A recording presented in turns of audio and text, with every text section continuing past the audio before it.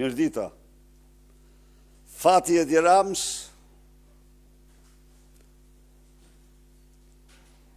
në galloshet e Lubi Ballukut. Fati Edi Rams përcaktohet tërësisht nga Lubi Balluku. Dhe kjo ka krijuar një situatë të paimagjinueshme. Një presion të gjithanshëm banditesk publik privat ndaj gjykatës kushtetuese. Edi Rama kërkon me çdo kusht të mbrojë Lubin, mbasi ajo çdo ditë i betohet që në krah do të kem ty në qoftë se më lëshon. Akti fundit i saj kërkon largimin e menjëhershëm të Spiropalit nga detyra e ministrës jashtme. Sepse sipas saj ajo po handarra pas shpine. Dhe kjo po ndodh dhe do ndodh. Ja u dhash të shembull jo për të marrë me intrigat midis tyre, por për të treguar plot fuqinë e Lubis ndaj Rams. Ajo çdo gjë ka realizuar siç faktojnë mesazhet, 6500 mesazhe në dosje 2/3 e cilave lidhen direkt me Ramën, ka zbatuar vetëm urdhat e saj. Situata është edhe më dramatike dhe po kundërmon në mbar Europën, në kancelaritë europiane dhe kudo nuk flitet gjë tjetër vetëm për Akshin. 2 arsye. Po. Edi Rama ka përdor Akshin për të përgjuar, për të kontrolluar jo vetëm çdo qytetar shqiptar, por dhe çdo të huaj në Shqipëri. Nga Akshi janë eksportuar të gjitha dhanat, sekretet Shqipërisë dhe ato të Aleanca Atlantikut Veriut, tek organizatat kriminale dhe armiqtë e NATO-s. Dhe kjo përbën një dhunim të madh të sigurisë, jo vetëm për Shqipërinë, por për rajonin dhe Europën. Por Akshi është një monedhë me 2 faqe. Në një anë është lindja e Akshit, në anën tjetër është lindja e Surrelit. Dhe kjo e trondit Edi Ramën. Kjo e shkatron Edi Ramën. Ndaj dhe jam sot këtu për të bërë thirrje qytetarëve shqiptar. Shpresa e fundit e Shqipërisë janë ata guximtarë që do të vendosin të protestojnë gjerë largimin e Edi Ramës nga pushteti. 24 janari është një datë jashtëzakonisht e rëndësishme në përpjekjen për të rrëzuar këtë regjim, këtë organizatë kriminale që nuk jep as një ligj pushtetut as normë standard. Mbar shqiptarët, kudo që janë, njerëz të lirë në Europë dhe në botë, presin me 24 maj fjalën e kryengritjes paqësore të qytetarëve, me 24 janar fjalën e kryengritjes paqësore të qytetarëve të revoltuar të Tiranës dhe mbar Shqipërisë. Ndaj dhe në ora 5 të datës 24 janar ftoj çdo qytetar të Tiranës dhe të mbar vendit të mbushim sheshet dhe rrugët e Tiranës për t'i dhënë leksionin e merituar Edi Rams dhe narkoregjimit të tij. Faleminderit.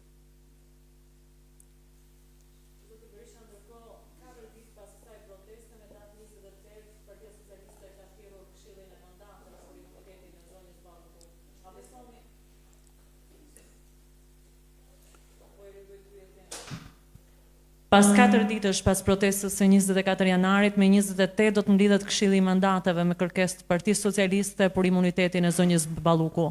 A mendoni se pas ngrirjes së procedurave, majoranca do të shkojë drejt lëshimit të Ballukut, nëse mund ta quajmë kështu? Faleminderit. Edi Rama ka vendosur të mos i heq imunitetin Lubi Ballukut. Edi Rama nuk i heq dot imunitetin Lubi Ballukun sepse është vetë. Është vetë. Është Lubia me pandollona. Është vetë. Atëherë janë qytetarët ata që do përsaktojnë me revoltën e tyre, do mbrojnë kushtetutën dhe ligjët e vendit. Por Edi Rama nuk e heq, qytetarët do ta kenë të qartë këtë. Berisha, a keni një koment në lidhje me konstatimin pas hetimit të prokurorisë së përgjithshme se gjyqtarja Irena Gjoka ka fshehur në deklaratën e saj dënimin nga Greqia, nga vendi fshin?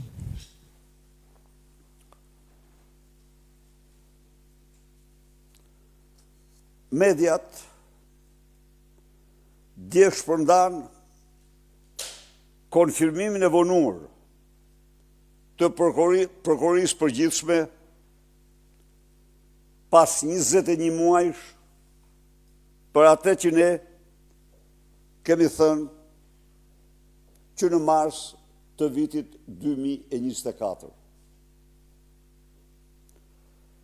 Irena Gjoka ka vendim penal në Greqi si falsifikatore,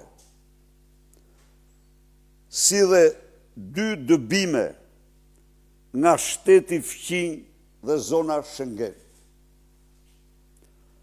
Ajo është një falsifikatore certifikuar, me vendim gjyqësor, vepër për të cilën është dënuar me burg, si falsifikatore, më pas të konvertuar në gjobë. Ky vendim penal ka marrë formë të prerë. Po kështu, ajo është dëbuar 2 herë nga shteti grek, përkatësisht me date 24/12/2002 dhe 2 muaj më pas me 13/2/2003. Ajo ishte ndjeni të plot të këtyre dëbimeve dhe autorizoi avokatër me prokurë për kundërshtimin e tyre në organet e drejtësisë greke. Avokatët e saj i kundërshtuan masat, ndër të tjera edhe në gjykatën administrative. Kjo gjykatë erëzoi anëkimimin me vendimin 320 të vitit 2006 për shkak të parregullsisë së prokurës së lëshuar nga Irena me 5 mbiemra. Pra, edhe këtu edhe këto dëbime morën formë të prerë. Vesi i falsifikimit del me shpirtin. Irena Gjoka vazhdoi falsifikimet e saj me në drejtsinë shqiptare si gjyqtare në gjykatën e krimeve të rënda dhe më vonë si gjyqtare dhe kryetare e GKK-os.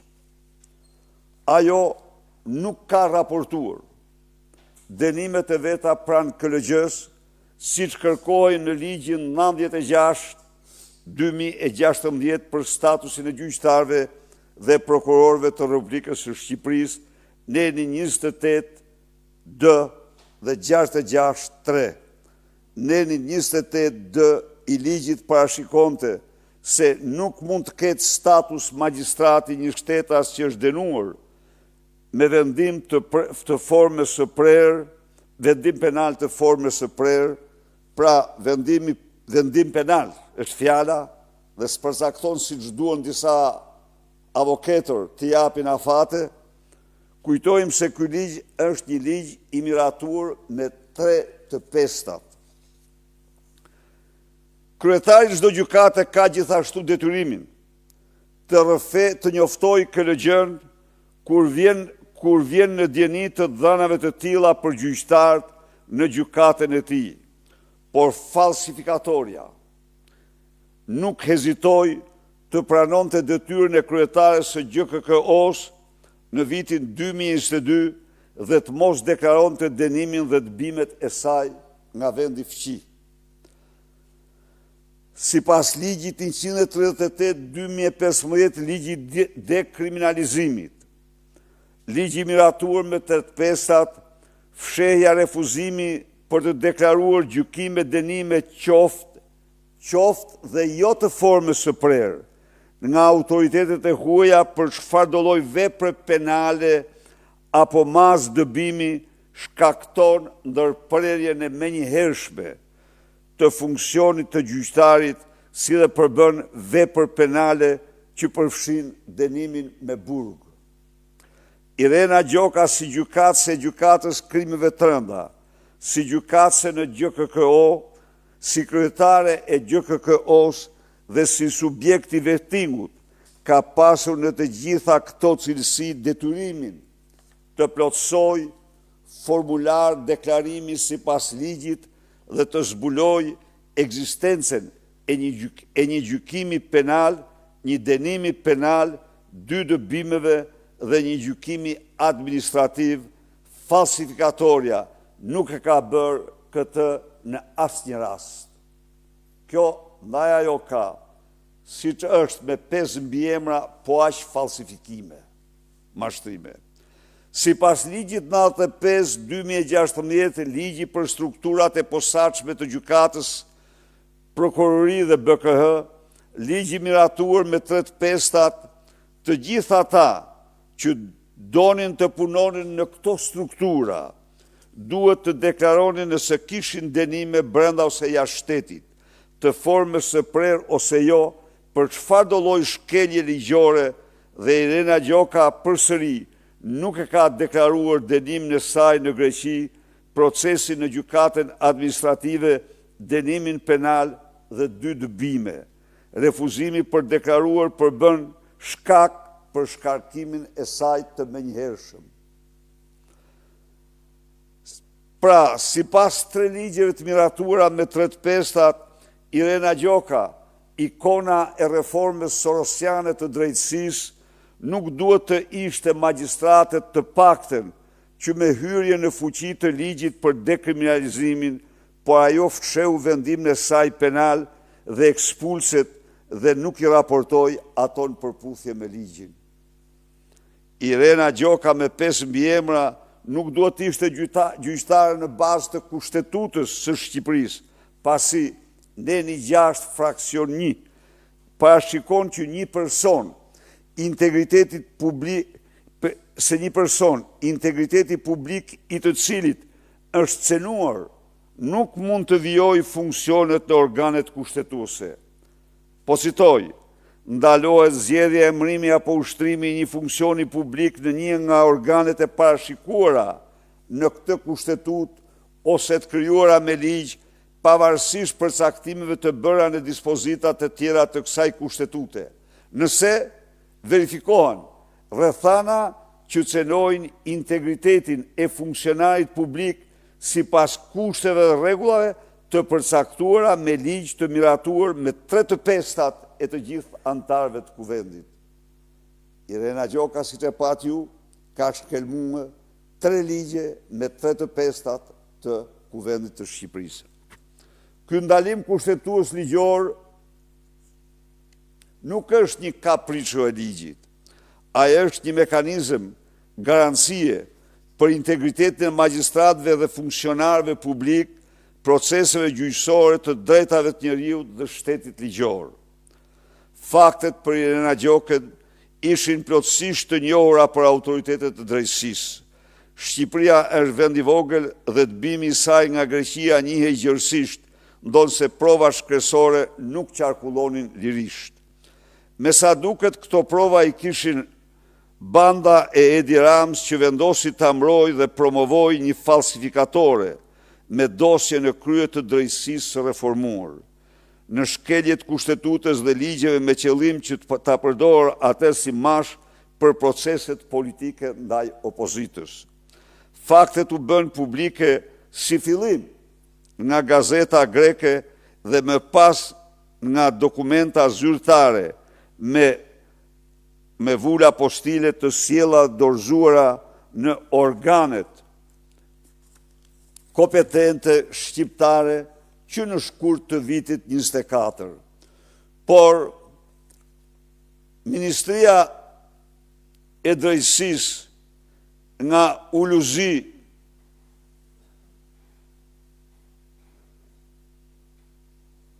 Louis Vuitton, ta shuë po e ndërojnë, po t'japim emrin Louis Vuitton, hajdutit i themi.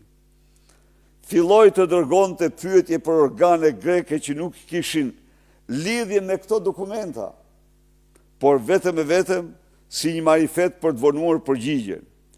Prokuria e përgjithshme e zvarriti për 21 muaj, apo 20 muaj, kinse po e hetonte çështjen. Kjo vetëm sepse Irena Gjokës ju ngarkuan të gjitha proceset politike. Tashmë të konfirmuara të tilla në 7 rezoluta ndërkombëtare, të konfirmuara të tilla dhe në Kongresin e Komisionin e Jashtëm, në Komisionin për Europën të Kongresit të Shteteve të Bashkuara. Të gjitha proceset politike ndaj liderëve të opozicës dhe arrestimi i tyre në vitin elektoral, si dhe dosjet e kriminalëve aleat strategjik të Ramës, që ky i fundit kishte interes t'i lironte. Irena Gjoka vendosi masën e detyrimit paraqites dhe ndalimit të daljes jashtë vendit ndaj Sali Berishës dhe si masë arresti me burg ndaj Jamarbër Maltezit në një dosje të montuar prej saj, si dhe prokurorëve falsifikator Kraja, Xhelat i sigurimit të shtetit, Milonaj, Ndrikull e bandës Elbasanit, si motor biologjike e Tauland Bals, tani me mbiemrin Fetahu, Dumani, Troplini apo Poja i Skapit, si pas udhëzimeve të kallëzimit të rrem të Tauland Bals dhe urdhrave të dhënë publikisht nga Edi Rama. Si një kriminale vërtet, Irena Gjoka futin vendimin e masave të kufizimit të lirisë për Sali Berishën dhe Maltezin, falsifikimin se toka ishte e shpronsuar nga Italia, kur ligji botuar në fletore zyrtare thoshte të kundërt se prona ishte në planin e përhapje, thoshte të kundërt se ajo pronë i përkiste pronarëve nuk ishte shpronsuar kur nga autoritetet italiane, dhe se prona ishte në planin e përhapjes në një kohë kur dekreti i presidentit dhe vetë rezultati i hetimit të firmosur nga OPG-ja thoshin se ajo nuk ishte në planin e përhapjes. Berisha kishte ndryshuar, thoshte ajo VKM-n, për letrat me vlerë dhe më pas kishte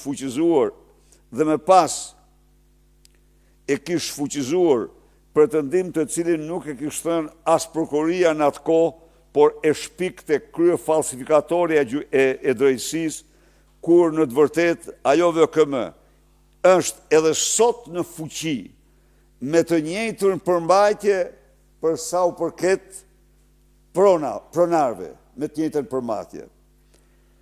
Ndërkohë, Rama e mbron falsifikatorën në të gjitha organet e veta. Me datën në nëndor të vitit 23, KLG jep avokatëve vendimin e KLD-s për shkarkimin e Irena Gjokës në vitin 96 nga KLD-ja e kryesuar nga Sali Berisha. Por, 2 javë më pas, e njëjta KLG gënjen deputet të Partisë Demokratike duke shkruar se shkense nuk ka vendim. Marrje KLD-ja nuk i ka vendim marrjet e KLD-s të vitit 96. Në mars të vitit 2024, gazeta Tanea boton shkrimin që Irena Gjoka është dëbuar nga Greqia dhe me 4 mars të 24 KLG-ja nxjerr deklaratën në mbrojtje të Irenës në vend që ta hetonte sipas ligjit. Me datën, dëgjoni se si zinxhiri i turpshëm i mbrojtjes së krimeve në drejtuesit më të lartë të sistemit të drejtësisë. Me datën 4/5/2024, gazeta Prototema nxjerr vendimin e gjykatës për dëbimin e Irena Gjokës. Me 7 maj 2004, Prokuroria e Përgjithshme deklaron se po nis hetimin. Pra, ka kaluar maj 2024, 25 dhe po shkojnë drejt majt të 26-ës, sa i bjen dhe 2 vjetë sa.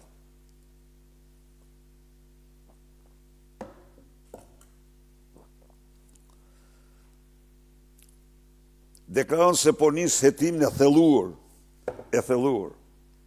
Me 13 maj 24, avokatët e mi, Sali Berisha, i paraqitën në seancë Irena Gjokës artikullin gazetës dhe i kërkojnë të japë dorëheqjen nëse faktet janë të vërteta, duke arsyetuar se këto fakte përbëjnë kritere skualifikuese për ushtrimin e detyrës së magjistratit dhe do të shkaktonin pavlefshmëri të procesit për shkak të cenimit të kriterit së caktuar me ligj. Falsifikatoria dhe mashtruesja Irena Gjoka u kërkoi avokatëve provat dhe refuzoi dorëheqjen. Kërkesa për përjashtimin e falsifikatores urrëzua me datën 17 maj 2024. Me datën 2 maj të vitit 2025, Irena Gjoka, gjykata e Janinës lëshon vendimin me vulë apostile, jo vetëm për 2 dëbimet e Irena Gjokës, por dhe vendimin penal të formës së prerë kundër falsifikatores, mashtruese, delinkuente. Me 5 maj 2025, në dyert e skapit partisë, Sali Berisha publikoi dokumentin me vulë paraqiti dokumentin me vulë apostile para dyrëve të skapit partisë. Me 5 maj 2025, Irena Gjoka në krim në vazhdim mohon që t'jetë dënuar ose të buar nga Greqia në një intervistë që i jep Birnit, gazetës Birn. Me 6 maj 2025, del prokura e vitit 2023 se Irena Gjoka kishte lëshuar për notert në firë për të marrë avokat që të kundërshtonte vendimet e dëbimit nga Greqia. U deshën 30 muaj për të hetuar apostilën e vendimit penal, ndërkohë do vijojnë lojrat me dëbimet se për ato nuk janë shprehur. Në funksion të Edi Ramës dhe përdorimit të drejtësisë nga ana e tij si armë kundër opozicës, ka shërbyer famzeza gjykatë kushtetuese, e cila kur janë sjell faktet e mësipërme në kërkesë për të konstatuar cenimin e legjimitetit të procedurës së gjykatës së caktuar me ligj, është shprehur se derisa, dëgjoni tani, Irenat e kushtetueses, dëgjoni pak, kjo është shumë interesante. Gjersa gjyqtar janë fjalë, ndërsa ka qenë në detyrë, ka vepruar në kushte legjimiteti, në ushtrim në funksioneve, në rastin konkret dhe përpasoj, pretendimi është qartas pa baza ligjore. Vendimi 22, fraksion 25, pikat 15, 11 dhe 30 i Irenave të gjykatës kushtetuese. Ka vendim më të turpshëm se ky? ka vendim më të turpshëm, 3 ligje me të pesta dhe një nën kushtetuese. Nga sa më sipër, falsifikatorja Irena Gjoka ka fshehur jo një akt, por një gjykim penal, një dënim penal, 2 ekspulse dhe një gjykim administrativ. 5 akte. Ajo ka fshehur këto 4 fakte dhe ka falsifikuar formular raportimi në të paktën 5 raste. Ka fshehur nga organet e drejtësisë KLG, ku duhet i raportonte si gjyqtare dhe si kryetare gjykate e GKK-s sipas detyrimit që rridhte nga ligji 96/2016 për statusin e gjyqtarëve dhe prokurorëve të Republikës së Shqipërisë, neni 28 dhe 66, neni 28.d. I ka fshehur nga organet e drejtësisë KLG-ja, ku duhet i raportonte në momentin e caktimit gjykatëse në GKK sipas ligjit 95/2016, ligj për strukturën e posaçme të gjykatës, SKAP-it edhe BKH-s. Ka falsifikuar formular të raportimit momentin e raportimit fillestar sipas ligjit të dekriminalizimit të vitit 2017. Ka falsifikuar formular të dekriminalizimit që sipas ligjit duhet të plotësonte kur ka kaluar gjyqtarët në GKK-o në vitin 2019. Ka falsifikuar formular të dekriminalizimit që pas ligjit duhet plotësonte në momentin e caktimit kryetare gjykate të GKK-o. Ka falsifikuar formular të deklarimit që duhet të përmbanin këto të dhëna gjatë procesit të vettingut. Ka falsifikuar akte zyrtare të një procesi penal duke fshehur dënimin e saj kur avokatët e Sali Berishti kanë kërkuar dorëheqjen me datën 13 maj 24 për shkak vendimit penal të publikuar në mediat greke. Ajo konsumoi vepër penale vazhduese edhe kur deklaroi edhe dha deklaratë të rreme publike për birë pak muaj më parë. Ligji në këto raste është shumë i qartë. Falsifikatorja ka përgjegjësi penale për të gjitha këto falsifikime të bëra me qëllim për të shkërbyer politikisht Edi Rams dhe për të shpëtuar drejtësisë. Natyrisht, ajo, siç e dini, ka kontraktuar disa muaj më parë Altin Troplinin si avokat dhe ka këshilltare Lindën e Surrelit bashkë me, tani ajo është në legalitet, po prapë duhet të kenë më shumë kontakte, Ergys Agasin. Këto ishin të gjitha çfarë ligjet e Shqipërisë, fakte dhe dokumentat thonë për këtë super delinkuente, e cila ka zero moral ligjor, ka zero integritet profesional, e cila duhet ishte prej kosh në burg tek për të marrë ndëshkimin e merituar, po ajo mbrohet nga Altin Troplini, mbrohet edhe nga këta që konstatuan, se nuk di nëse prokurori i përgjithshëm është shprehur për dëbimet apo i ka injoruar dëbimet. Nuk e di. Se s'kam pa vendimin e plot, do dalë vendimi i zbardhur, se ky është vetëm një gjë shkurtur që ka dhënë ai. Pra, janë të gjitha këto. KLG-ja ka qenë e detyruar për 3 javë të kthej. Asnjë përgjigje e bën sepse zbatonin urdhrat e Edi Rams për një turp për drejtësinë shqiptare, për një turp për administratën shqiptare, për një turp njerëzor. Imagjinoni ju proceset e saj.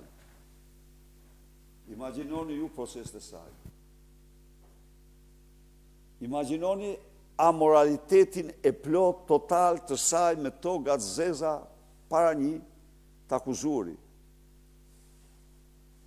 Se çfarë paftyrësie përfaqësonte ajo aty. Një kriminale që gjykonte njerëz të pafajshëm. A mund të imagjinoni që zbatonte urdhra të Edi Rams, këshilla të Linda Rams dhe udhëzime të Ergys Agasit. Ergys Agasit. Këto janë të vërtetat. Këto janë të vërtetat.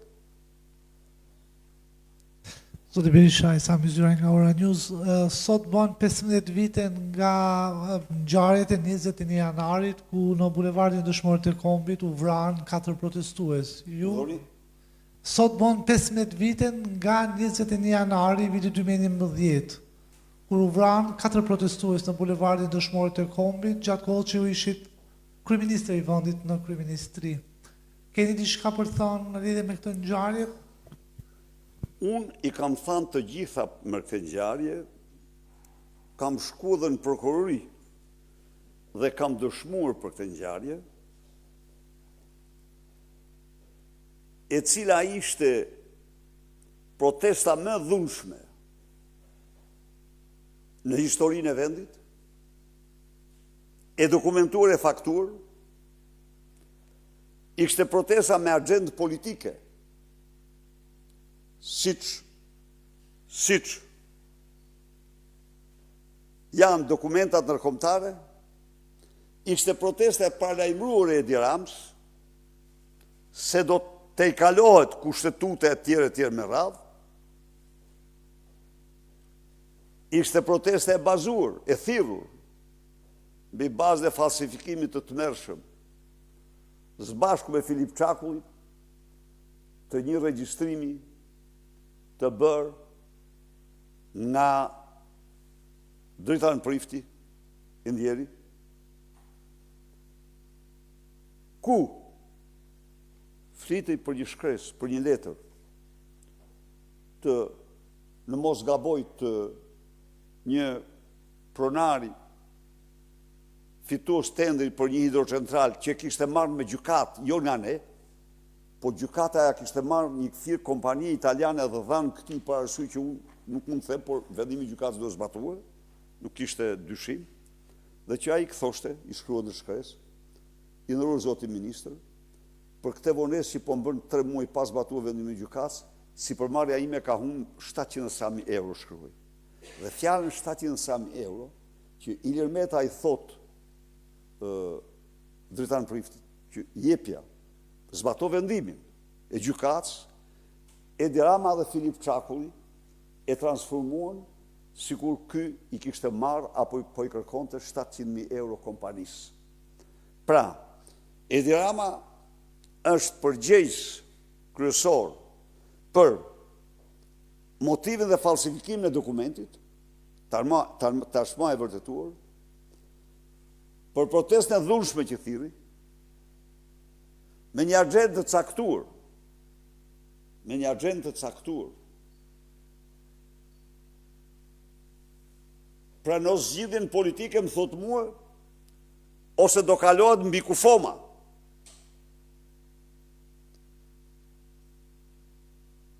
E gjitha kjo, nuk e di e kanë thirrë apo jo, por ka një autor kryesor, një organizator kryesor, dhe ky është Edi Rama. Dhe përgjigjen tuaj, janë jo një, por më shumë se një, deklarata të qeverisë amerikane, por dhe të institucioneve, edhe të institucioneve ndërkombëtare, ku kërkohet hetimi i plot i kësaj drame, i këtij zhvillimi, nga polici thjesht tek organizatorët kryesor. Është eksplicite organizator kryesor. Kjo është e gjitha. Lotët që derdh janë lotët e krokodilit. Edi Rama i solli ata si mish për top për pushtetin e tij. I solli si mish për top për pushtetin e tij. Ina Rama e hetoi çështjen. Po zguxoi kur të thrasë Edi Ramën. Hetoi, dënoi. Sa u dënuan aty për veprime por nuk gjeti asnjë shkak se aty kishte qëllime, garda qelloi në kushtet të ligjit. Garda ka zbatur ligjin, ndaj dhe ajo propozoi dënimet të cilat Pra kjo është historia, po Edi Rama kërkon të përdor këto viktima për të shpëtuar lindën e tij, veten e tij, mirëlindjen e tij, lubin e tij. Asnjë qëllim tjetër, sepse kësaj here kjo katërshe famzez është në gjykim, jo vetëm në skap, por është në gjykim në të gjitha instancat, në të gjithë opinionin publik ndërkombëtar. Nuk ka më iluzione. Këto dosje kanë një emër, dosje të Edi Ramës. E kanë mësuar, po nga kontaktet që kam, kjo është marrë, po analizohet kudo. Zoti Berisha, dhe i pyetje tjetër, kur përdesa jemi gjatë hetim, se edhe SPAK-u është duke hetuar mbi këtë ngjarje, a ka Sali Berisha përgjegjësi morale, politike dhe ligjore, sadopak në këtë ngjarje? Përgjegjësi morale, politike ose ligjore? Priti minutë. Sali Berisha u rrethon zyrë. Cila është, po nëse ti, nëse një njeri merr dhe falsifikon, bravo që e pyete, falsifikon një dokument dhe paraqet një dokument si dëshmi për një korrupsion të faktuar të zënës kryeministrit. Mos harro një moment.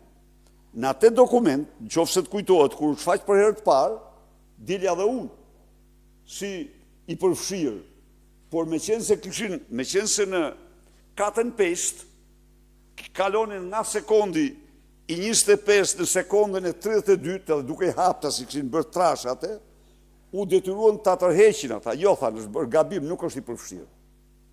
Shkonin atë koju. Pra, në qoftë se merret dhe bëhet një kurth i tillë. Përgjegjësia ime pse Edi Rama falsifikon në mënyrën më të paftyrë, më kriminale, dokumenta për të akuzuar një tjetër, që s'kishte asnjë lidhje me atë falsifikim. Që është përgjegjësia ime? Përgjegjësia ime se unë kisha trajtuar me standardet më demokratike 752 protesta të opozicës në të 4 anë të vendit, pa asnjë cenim, por përputhje me rregullat e një vendi demokratik.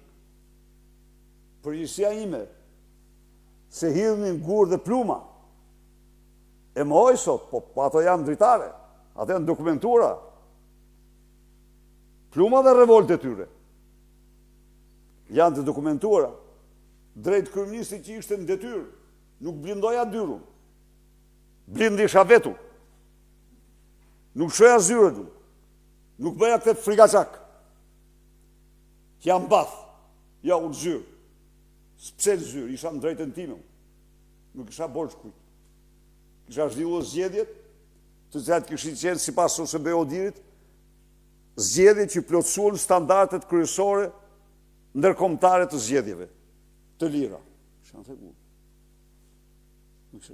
Unë isha në zyrë, punoja. Edhe ato orë unë punoja. Jo, më thanë mu, hajde të evadoj. Jo, nuk evadoj, më thash. Pse do evadoj? Unë jam zyrë në punë time. Më thuj ti mu pak. As dhe një, Edi Rama qëndronte në kullën Karshi dhe priste çastin që të vinte në zyrtime të mante fjalim pushtuesve poshtë. Pa e s'mund të note. Kur? Nuk e maju. Jo. Kështu që, cila, po, sigurisht e ngjarja fatkeqe shumë. Dhe unë kam kërkuar që atë natë hetim ndërkombëtar. Dhe kam insistuar për hetim ndërkombëtar. Kam insistuar për hetim ndërkombëtar se nuk kisha pikën e besimit të hetimit të kjo, që i kam thënë ato fjalë se heqja si. Jo. Aso dhe gjersat jetë gjallë. Jo, i meriton ato, sepse ajo hyri në një lojë shumë të turpshme. Hyri në një lojë të pa imagjinueshme. Cila është, më thuaj ti mu, keqardhje po, ngushëllime po, që atë ditë, por në absolute, e thanë ata, ke deklaratat, kjo ishte protesta më e dhunshme, ishte planifikuar protesta e dhunshme.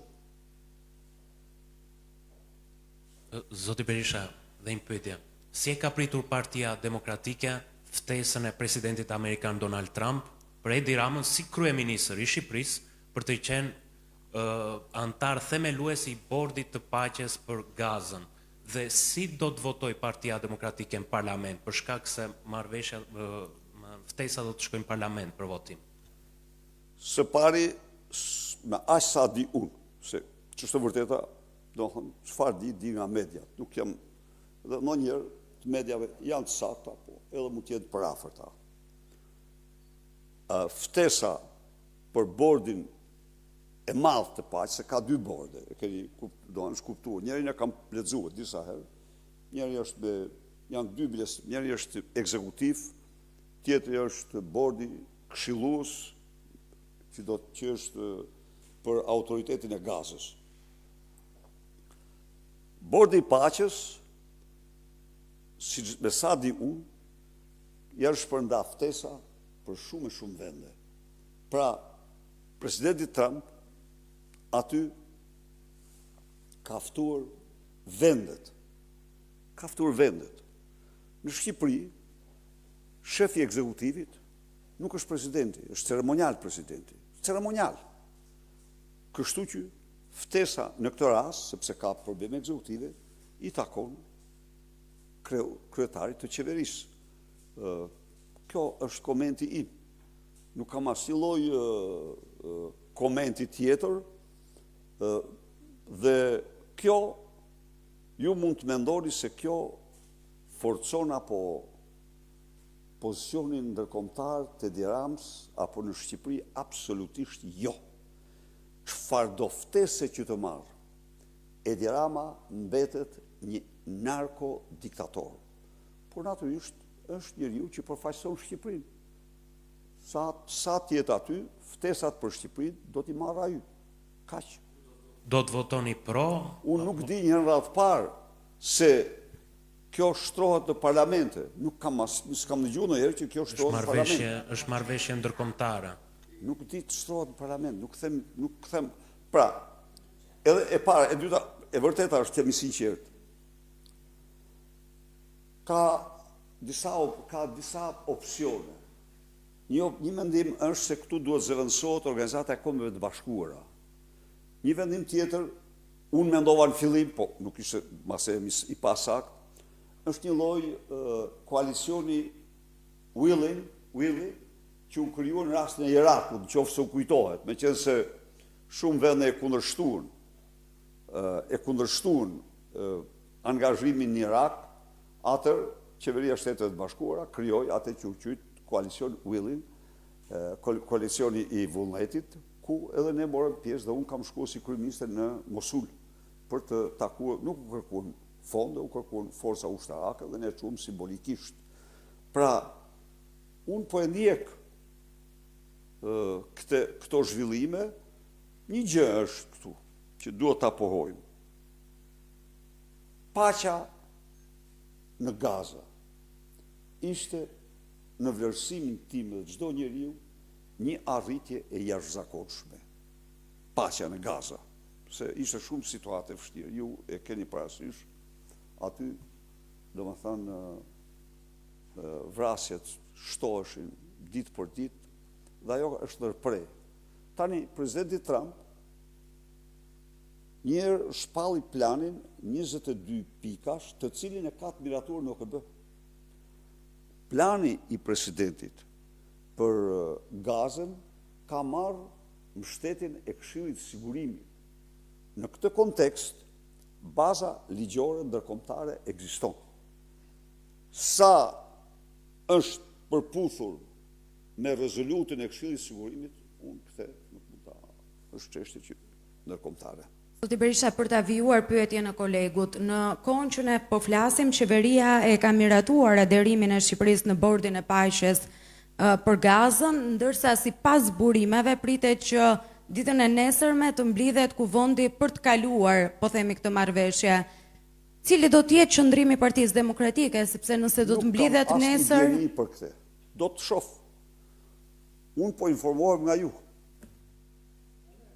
parimisht si duhet jetë vota e opozitës? Parimisht, ne mbështesim plotësisht përpjekjen dhe vlerësojmë lart përpjekjen për paqë në Gaza. Planin për paqë të presidentit Trump.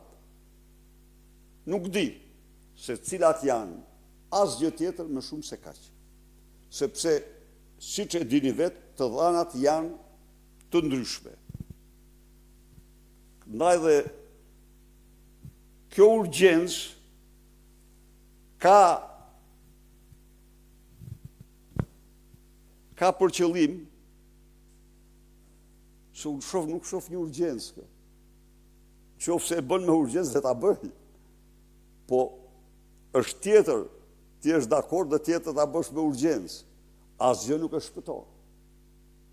Asnjë bord, asnjë vizitë, asnjë takim nuk e shpëton nga verdikti i datës 24, sepse ai këtë urgjencë e lidh me protestën.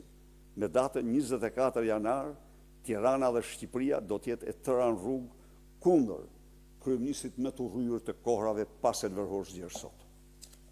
Zoti Berisha, dhe i pyetja të fundit, se u zgjat shumë, por a keni një koment në lidhje me deklaratat e kryeministrit për që në tavolinë të jetë edhe mbyllja e radio-televizionit shqiptar duke kritikuar menaxhimin? Pra keni ju një koment në lidhje me radio-televizionin shqiptar dhe kërcënimet që ka bërë zoti Rama?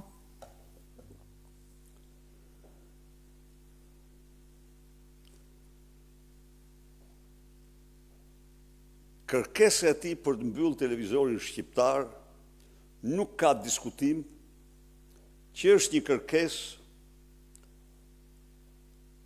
me të cilin kërkon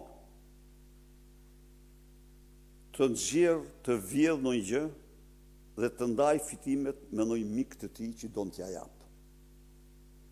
Nuk mund të them